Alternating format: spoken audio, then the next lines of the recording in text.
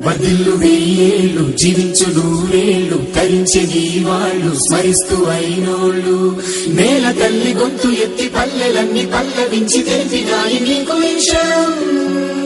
జన్మదిన శుభాకాంక్షలే